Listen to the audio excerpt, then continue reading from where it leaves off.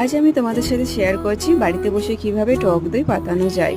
তো তেমন কিছুই না, 500 দুধ কিনে নিয়ে এসেছিলাম, সেটাকে ভালোভাবে ফুটিয়ে নিয়েছি আর হালকা 2 চামচ মতো চিনি দিয়েছি। আর বাঙালি মানে সব কিছুতে চিনি, কারণ চিনি থাকলে পরে একটা এর স্বাদ আলাদাই হয়, নাহলে খুব তিরকুটে একটা টক দই ওর অত ভালো লাগে না।